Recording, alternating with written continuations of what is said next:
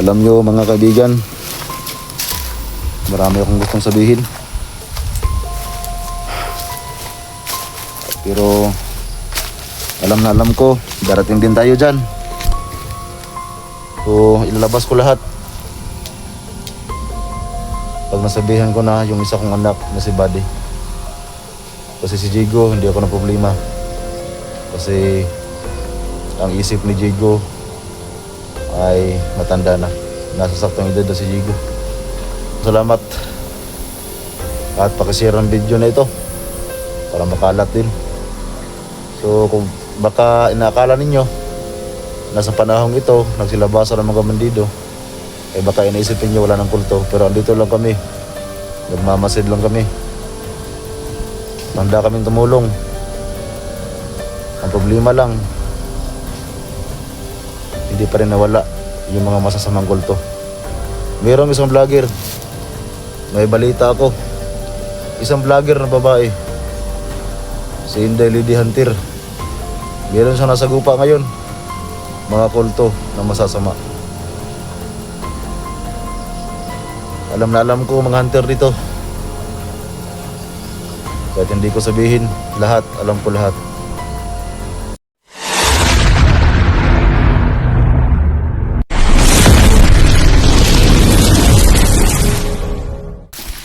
Salamat at bumalik na ang aking kapangyarihan. So ngayon mga kaibigan, nandito pa rin tayo sa altar na bato. So hindi ko pa pinatay yung ating kandila.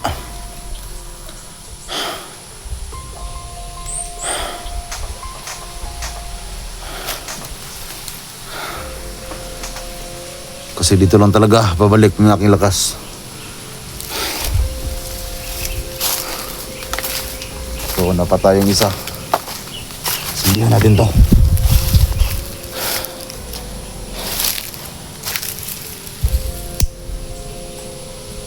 Malakas ang hangin.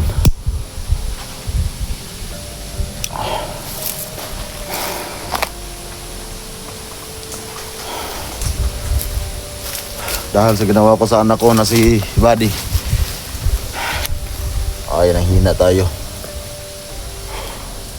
So sayang no, hindi ko lang na videohan. Kasi nga hawak na ni Jigo yung kanyang camera. Kasi nagmamadali ako ng mga panahon na yon para magamot ko yung isa kong anak na si Buddy. So malapit ang dumilib. So itong katawan ni Jigo ngayon, alam niyo mga kaibigan, nag-iisip ako. Kasi sa lahat ng mga magulang dyan, siguro alam nyo yung aking pinagdaanan. At dahil siguro kung nasa inyo yung aking kalagayan ngayon, ay malamang mahirapan din kayo kung paano nyo isabi sa inyong mga anak. Kasi si Buddy, ginawa ko siyang tauhan. Pero minsan nagtataka si Buddy kung bakit siya lang yung naiba sa mga kasamahan ko. Kasi naramdaman ni Buddy na ang turing ko sa kanya ay isang pamilya. Kaya nga ngayon, medyo naguluhan ako kung paano ko ito sabihin kay Buddy na siya ang matagal lang nawawala na kapatid ni Jigo. Basta maghintay lang kayo ng tamang oras, tamang panahon. Darating din tayo dyan. Ako mismo ang magsasabi kay Buddy. Kay Jigo hindi na ako na problema. Kasi alam ko nakapansin na si Jigo at alam niya na lagi ako pumapasok sa kanyang katawan. Itong si Buddy ang kailangan kong pag-iisipan ngayon. Kasi mas bata pa siya kung mag-isip. Ikumpara natin kay Jigo.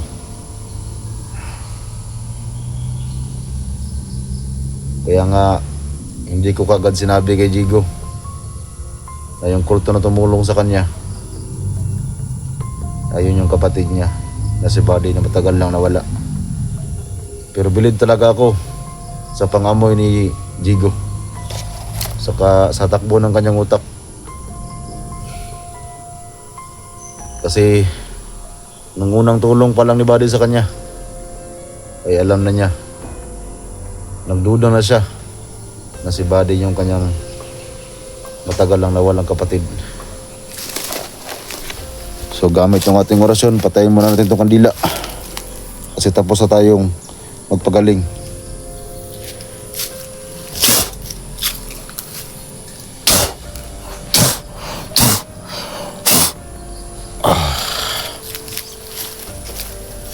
So pinatay ko muna, magamit pa natin yan.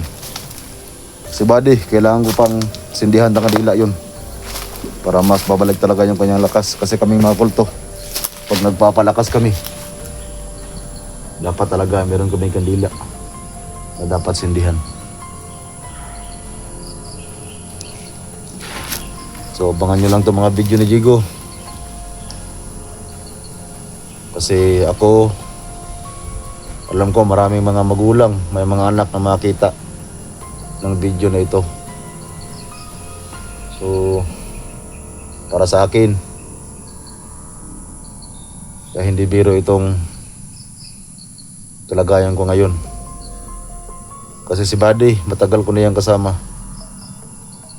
pero hindi ko lang sinabi sa kanya na ako yung kanyang ama. Ang kapangyarihan ni Buddy ay kanyang makita kahit espiritu ka na. At alam niya matagal akong patay. At alam din niya, matagalan niyang alam na kahit wala na ako ay lagi akong kasama niya. Kasi nga nakakita siya ng patay, yung kaluluwa ng patay. Kaya lang hindi ko nasabi ng maaga sa kanya, kasi ang gusto ko matuto siya sa kanyang sariling paa. Kasi nga ako ay patay na. So gusto ko siyang habang bata pa siya, ay gusto ko marami siyang alam. Ang ginagawa ko sa kanya at tinuruan ko siya ng magandang asal kahit kami ay kulto. Kasi nga mabuting kulto kami. Habang palaki siya ng palaki, natutuwa naman ako. Kasi kahit hindi ako napakilala bilang ama niya, ay lumaki siya na may respeto. Kasi itong si Jigo at si Buddy, medyo malaki yung agwat nila sa edad. Si Jigo mas matanda ng, kung hindi ako nagkakamali, 6 or 7 taon. 6 or nasa mga 7 taon. Diyan yung agwat nila. Kasi si Jigo ngayon, siguro nasa mga 31 years old na yan. Itong si Buddy, bata pa yan. Yung si Amira, yung pinakabata. Kasi yun yung bunso kong anak.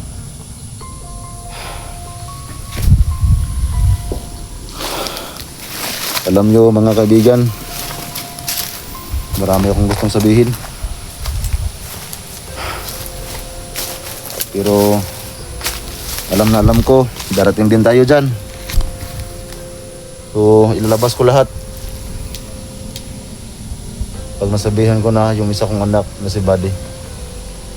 Kasi si Jigo, hindi ako na problema, kasi ang isip ni Jigo ay matanda na. Nasa saktong edad na si Jigo.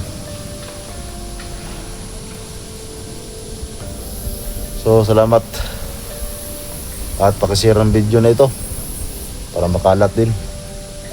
So kung baka inaakala ninyo na sa panahong ito nagsilabasan ng mga bandido, ay baka iniisipin nyo wala ng kulto, pero andito lang kami, nagmamasid lang kami, handa kaming tumulong.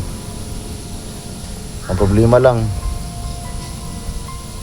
hindi pa rin nawala yung mga masasamang kulto. Mayroong isang vlogger, may balita ako, isang vlogger na babae, si Inday Lady Hunter, meron siyang nasagupa ngayon, mga kulto na masasama. Alam na alam ko mga hunter dito, kahit hindi ko sabihin lahat, alam ko lahat. So baka naisip ngayon yung Lady Hunter na lahat ng kulto ay masasama. Pero hindi nila alam. Nandito ako. At marami akong, hindi naman gaano marami. Basta may mga tauhan din ako na mga kulto na mabubuting tao. Kasi alam nyo mga kaibigan, ang kulto ay tao din yan. So, siyempre tayo, magkaiba-iba tayo ng, sabihin natin, relihiyon. Siguro napansin ninyo, mayroong mga Latin, yung mga Assembly of God, alam ko yan, Catholic, PBMA. So itong PBMA mga kaibigan, ang ginagamit dyan ay Latin. So dyan kami galing. So yun nga, yung kinasangtok, yung kinasangkutan. Kasi pag ganyan mga kaibigan, yung mga Latin yung pinag-aralan mo, maniwala kayo sa hindi, meron kayong matutunan. Nasa sa inyo na yan kung gamitin nyo sa masama or gamitin nyo sa mabuti. Kaya nga may mga lumabas, may lumalabas na kulto na babait, may kulto na masama. Kasi yung aming kaalaman ay isa lang.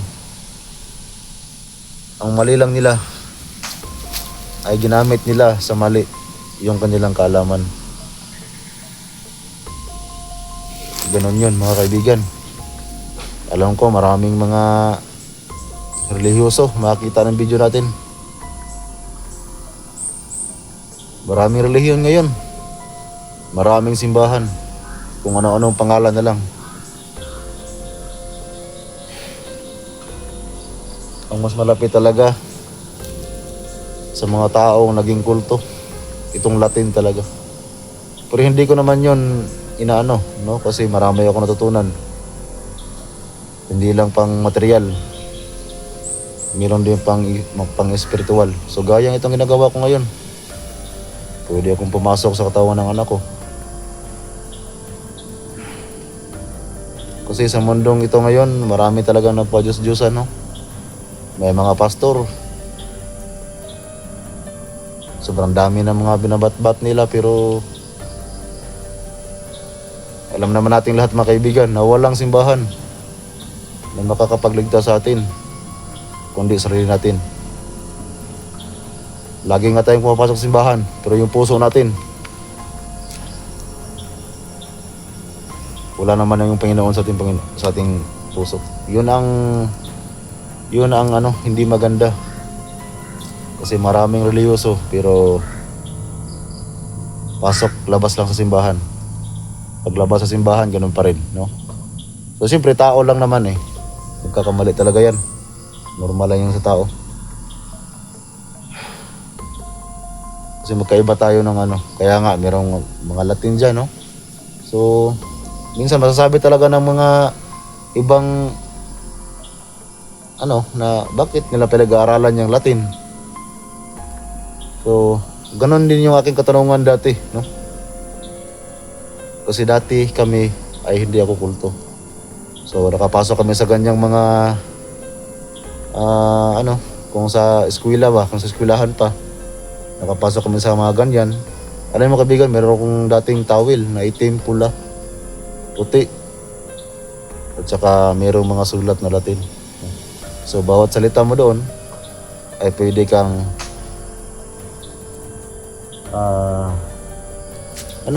pwede kang i-save ba? At pwede kang adipinsaan. So, meron ding pangbatbat, no? Kung meron kang babae na magustuhan, pwede mong gamitin. Ang problema doon, yun na, ang masama. Ginagamit mo na sa masama. Kung gusto mong yung babae may in love sa'yo, alam ko yan. Pero hindi ko yung ginagamit. Kasi alam ko, masama na nagawain yan. At yan yung ginagawa ng mga masasamang kulto. At yun ang dahilan kaya hindi nila alam. Dalhin yung kanilang mga kalaman. Kaya yun na, nagamit na sa mga masasama. Alam ko rin, kahit mayroong taong galit na galit sa akin, ay pwede ko yung gamitan para mawala yung galit niya sa akin. Alam ko maraming makita sa video nito na mga nasa mga asaktong edad na, no? At ang kadalasan dito yung matatanda. Alam ko maraming naniwala dito. Sa mga aswang, ganun din. Hindi na nila kayang kontrolin yung kanilang kaalaman. Kaya yun ang kinahantungan. Naging aswang. Tao nang, alam niyo, tao yung aswang. Sa dami na lang kanilang dinadala. Yung mga Latin ay hindi nila alam kung paano nila i-handle. Kaya yun ang kanalabasan. So, mga kaibigan, marami pa akong gustong sabihin pero sobrang dami ko pa talagang gustong sabihin sa inyo. Gusto kong paabot sa inyo lahat ng kaalaman ko. Pero ang pinunta ko dito sa altar ba to ay para bumalik yung aking lakas.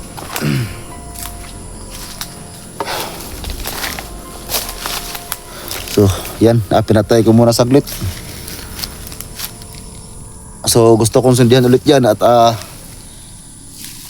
gusto ko lang magpaalam sa altar na ba to. So, kailangan ko munang sindihan ulit yan. Kasi kanina, malakas ang hangin.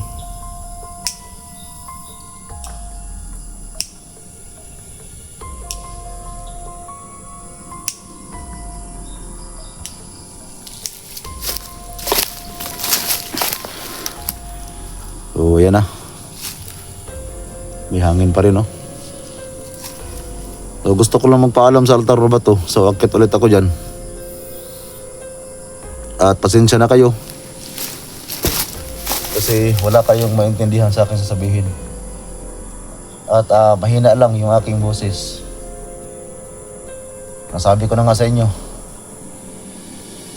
na Latin, no? Yung gamit namin. Pero nagpasalamat talaga ako kasi napunta ako sa mabuting kulto. Kahit marami akong alam, hindi ko ginamit sa masasama.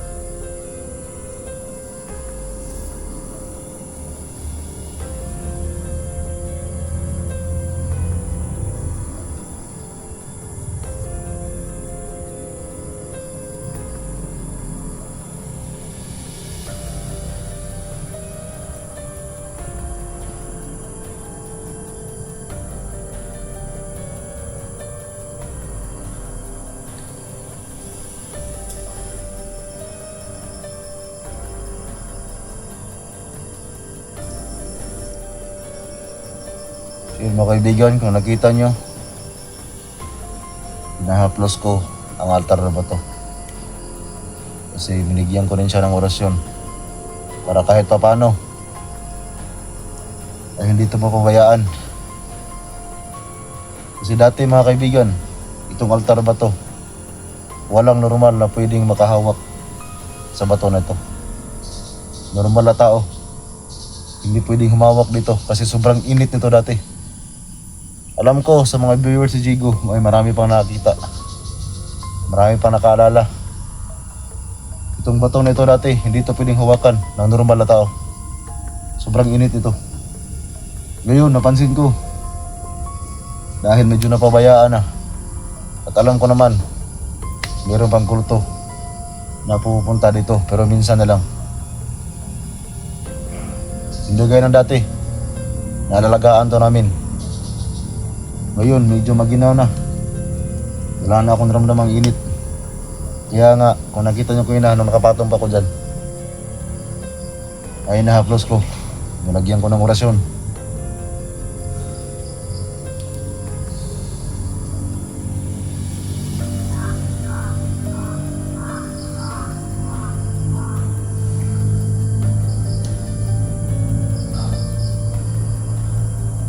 Altar ba to? Hindi ko papatayin yung kandila. Kasi gusto ko bumalik din yung lakas mo. Alam ko na pabayaan ka na. At napasin ko rin sa'yo habang tumatagal, lumalaki ka. Kaya yung kandila na yan ay para yan sa'yo. Hindi ko na yan papatayin.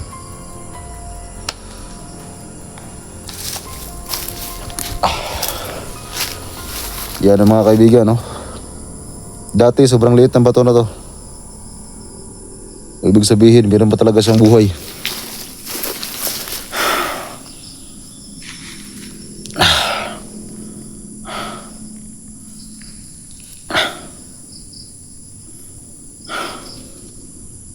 Balik lang muna ako mga kaibigan. May gagawin lang ako.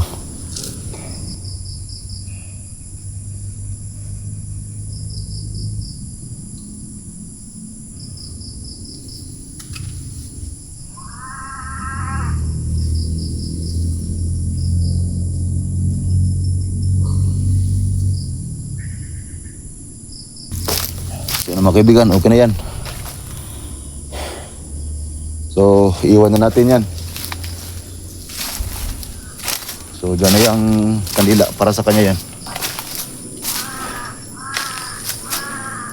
May uwak mga kaibigan. So, nasabi ko na yun sa inyo.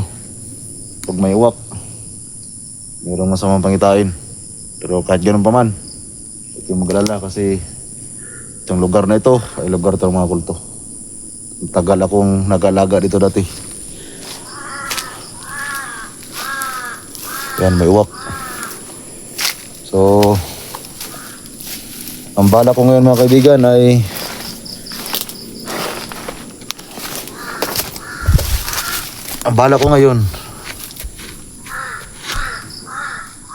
hindi mo na ako lalabas sa katawan ni Jigo.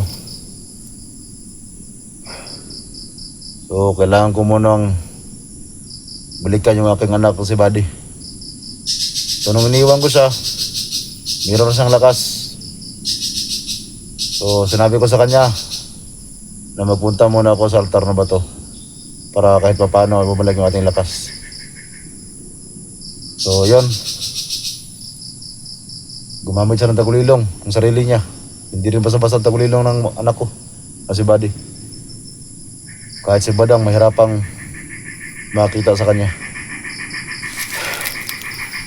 Pero ngayon, hindi mo na ako labas sa katawan ni Jigo.